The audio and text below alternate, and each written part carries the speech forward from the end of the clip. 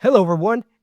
In 1540, a warhost marched into the American Southwest that defies every modern-day category of race and nation.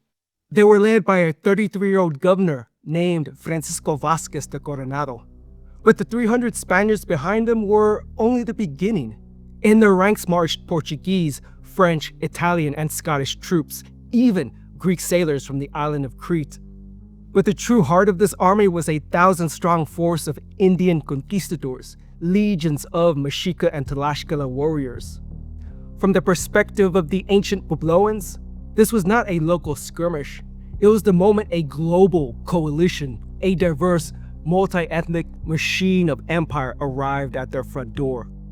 Join us today as we look past the quest for the 7 cities of gold and explore how this encounter laid the seeds of a cosmopolitan spirit that still defines the United States to this very day, where the colors of the Spanish flag and the sacred sun of the Zia people fly together as one. Francisco Vázquez de Coronado was born in Salamanca, Spain in 1510, rising to the top, becoming the governor of Nueva Galicia, making him the perfect man to lead the expedition to the north.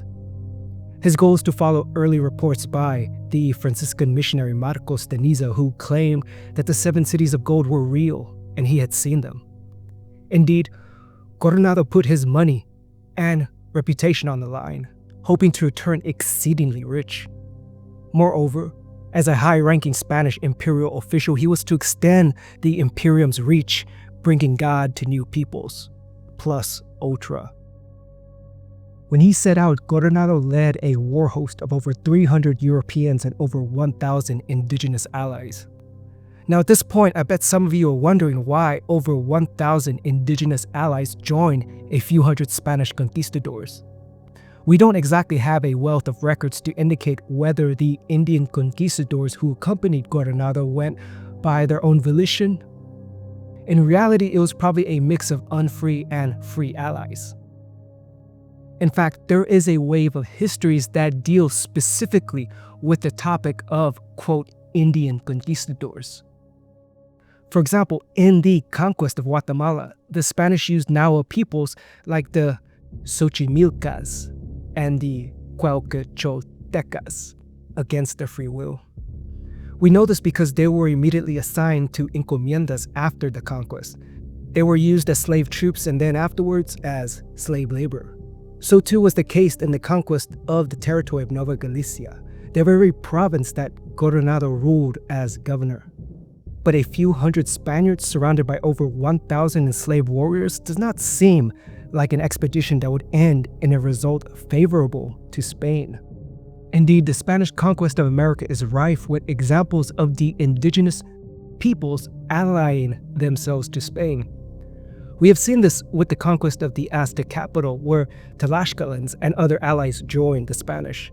Indeed, after helping Cortés lead a coup against Moctezuma in 1521, the Tlaxcalans fought alongside another conquistador, Nuño de Guzman, in the conquest of Nueva Galicia. But what I find most perplexing is why the Mexica, the Aztecs, of the city formerly known as Tenochtitlan, formed the core of Coronado's march northward. After all, by most accounts, the Spanish and Tlaxcala sack of Tenochtitlan was exceedingly brutal. Reflecting years after the fact, Cortés's secretary, Francisco López de Gomara, wrote that the Spaniards were, quote, dripping with blood and walked over nothing but dead bodies. But not even 2 decades later, the Spanish Mexica and Tlaxcala were all marching together in an imperial coalition. The Tlaxcala and Spanish were the reason why their capital was in ruins. They were the reason why many of their men and women had been taken. But there were actually incentives for them to join their former enemies.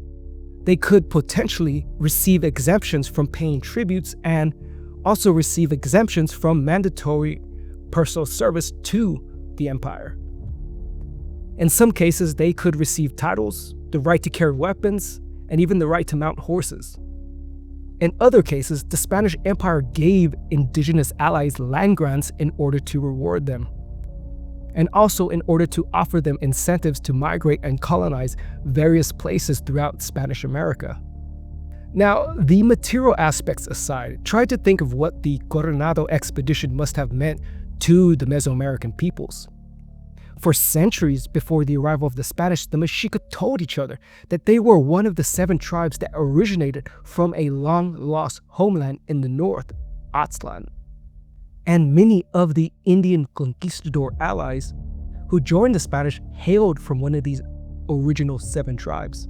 Yet not one of them had ever seen their ancestral homeland. For many, this must have been the opportunity to see where their culture, language, traditions, and beliefs came from, to see where they came from.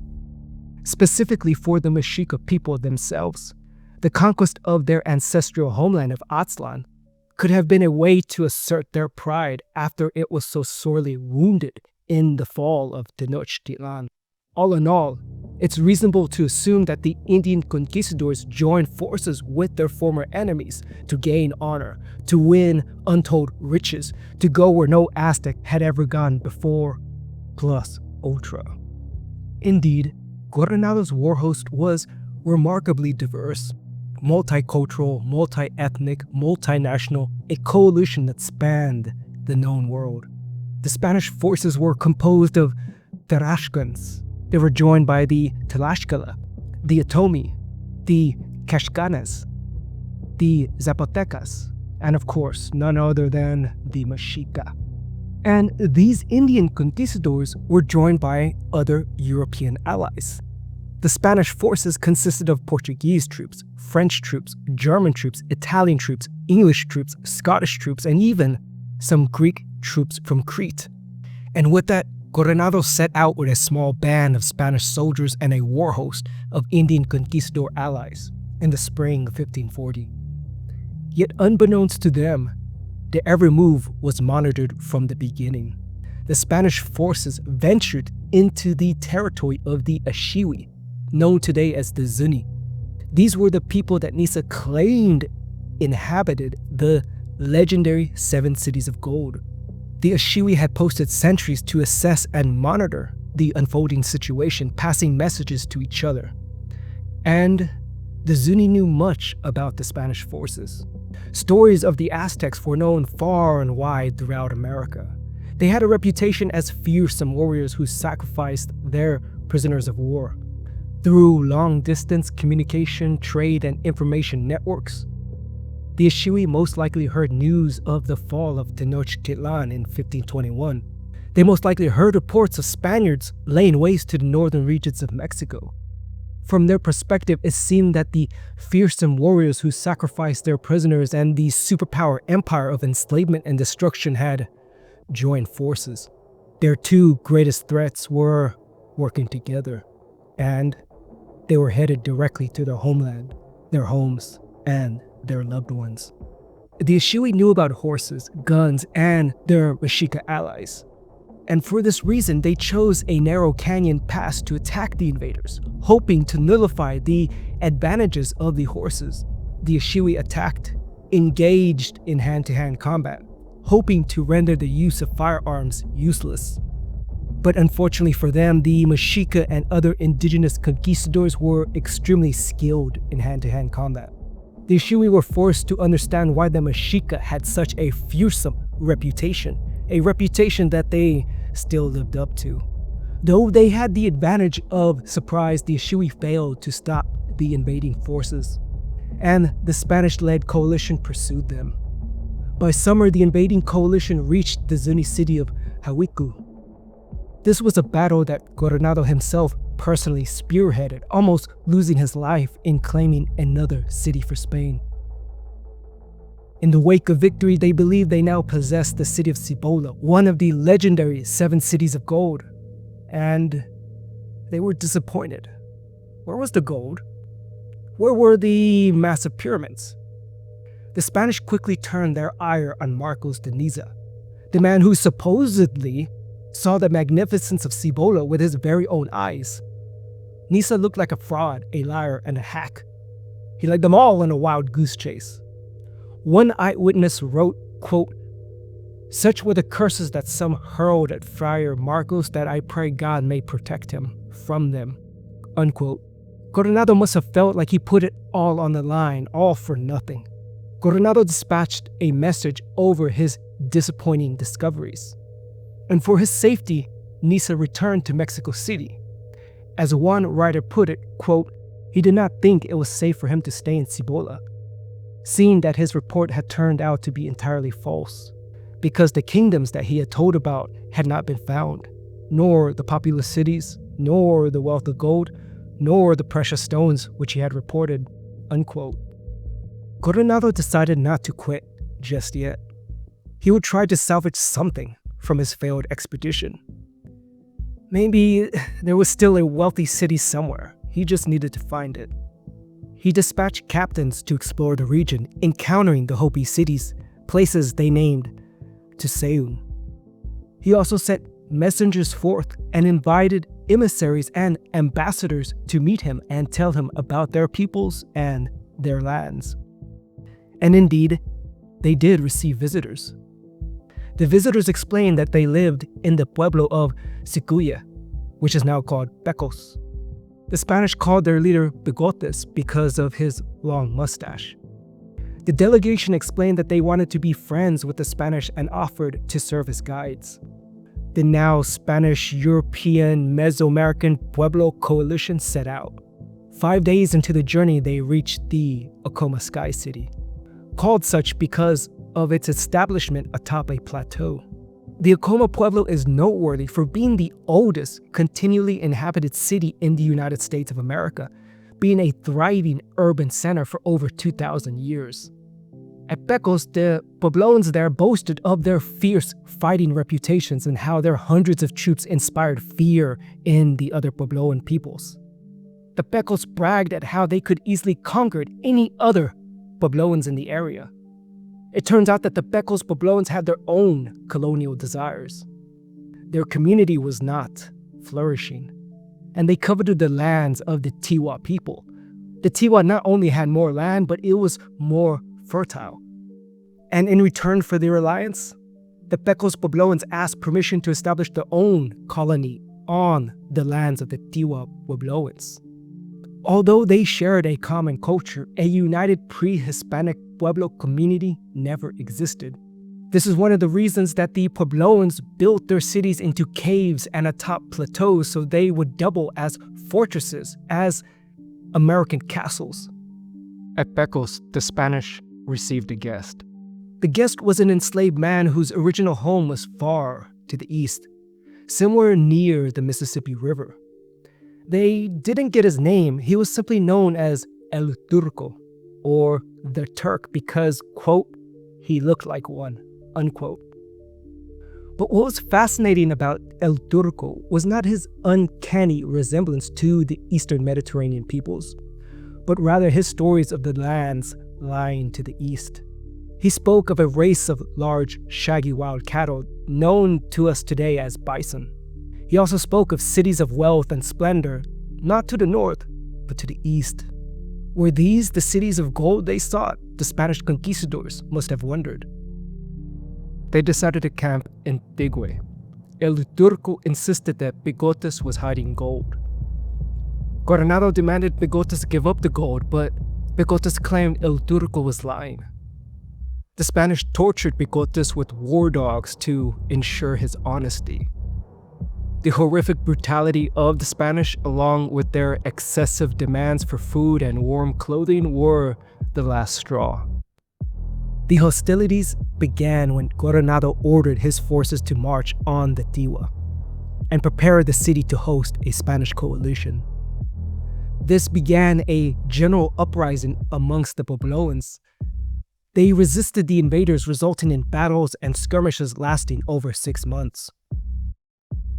The rumors they heard from El Turco reawakened their hopes and dreams in the aftermath of the disappointment they had from their expeditions against the Puebloans. The region they now sought to explore and plunder became known to them as Quivira. As a parting gift, the Cicuya people gave Coronado a slave, a young man named Zabe who apparently was a native of Quivira. And this is where things got interesting. Zabe and El Turco began disagreeing with each other. Zabe mentioned that, yeah, there was gold in Quivira, but not nearly as much as El Turco claimed. El Turco claimed that Zabe was full of it, and he didn't know what he was talking about. So, who was lying? Determined not to leave the American Southwest empty-handed, there was only one way to find out: march. As they crossed the Great Plains, they encountered many new things: bison, people living in teepees, possibly the Plains Apache people. Some tribes even mentioned that they remembered meeting Cabeza de Vaca 7 years previous. Eventually, all of the wandering took its toll on the conquerors. Now, imagine what it would have been like to be on this expedition, traveling the Great Plains. From their perspective, these plains were endless, endlessly uniform. You look in every direction and every direction looks exactly the same.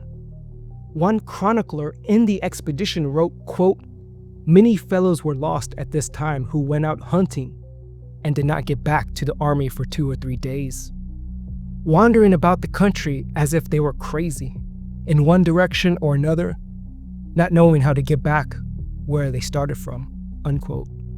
Their sanity slowly unraveled. Coronado eventually lost patience with El Turco and bound him in chains. If Coronado continued to the east, he most likely could have encountered the expedition of Hernando de Soto, but the two conquistadors remained separated by hundreds of miles. Eventually, Coronado's group encountered the first settlements they believed to be Quivira, settlements that historians believed belonged to the Wichita peoples. The city of gold and sophistication that Coronado imagined to be there were worse than the pueblos of the Southwest. Coronado's disappointment was evident in the letter he wrote to the Emperor Charles V, quote, "I had been told that the houses were made of stone and were several storied. They are only of straw, and the inhabitants are as savage as any that I have seen. They have no clothes nor cotton to make them out of. They eat their meat raw and are the enemies to one another and war among one another." Coronado demanded to know why El Turco lied to them. El Turco admitted that his homeland was to the east and he wanted to go home.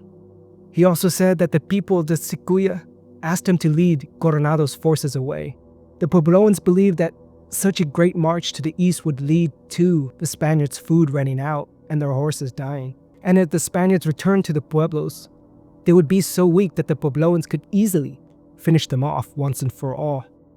After getting such information, the Spanish executed El Turco, and Coronado returned home. His expedition a financial disaster. Coronado failed to extend the Spanish imperium to the north. Spanish leaders were annoyed that Coronado pulled his forces out. He was eventually summoned before legal authorities to explain his host of failures, eventually being cleared of any wrongdoing. Coronado eventually took up residence in Mexico City, dying in 1554. Although Coronado failed to establish the Spanish colonies throughout the American Southwest, he left his mark in other ways. He collected ethnographical data about the culture of the peoples he encountered. But in terms of leaving things behind, one of the only things he left behind was a healthy hatred for the Spaniards among the Puebloans. Indeed, most of the legacy Coronado left were in the mentalities, the culture, and eventually behavior of the indigenous Americans. From the perspective of the Puebloan Americans, the Spanish were so dangerous because they seemed to bring together a global coalition to their front doors. The Spanish had united the world to conquer their homes and their people. Indeed, the fact that Coronado and Spain more broadly were able to unite a diversity of peoples into a single fighting force evokes a parallel legacy in Alexander the Great. Alexander the Great having united the peoples of Eurasia under a single army and a single empire, which to many Greeks looked like Alexander united the world. And in previous episodes, I went over how Alexander the Great's multicultural and multi-ethnic army was able to change the mentalities of Greek peoples, causing them to be more cosmopolitan and open-minded, thereby leading to new philosophical outlooks that emphasize cultural acceptance, and the idea of a global community. So too, I argue that Coronado's coalition and the Spanish Empire more broadly fostered the same cosmopolitan spirit, but this time on American soil, unintentionally laying the seeds that would eventually find its fruition in one of America's mottos, E pluribus unum, one out of many. The Coronado Expedition was amongst the earliest documented contacts with the Puebloan peoples, particularly the Zia people. And we could still see the mark of the Zia people on American culture to this very day. Looking at the modern-day flag of New Mexico, you will see the sacred red sun symbol of the Zia civilization. But the official flag of New Mexico does not only bear the indelible marks of the Zia, but also the legacy of Spain's contribution to the United States. When the flag of New Mexico was adopted in the 1920s, the colors of red and yellow were specifically chosen because they were the very same colors of the flag of Spain. Hey everyone, I do everything here from the research to the visuals to the animations, and I hope you guys really enjoyed the show, and I hope to see you guys again real soon. Ciao.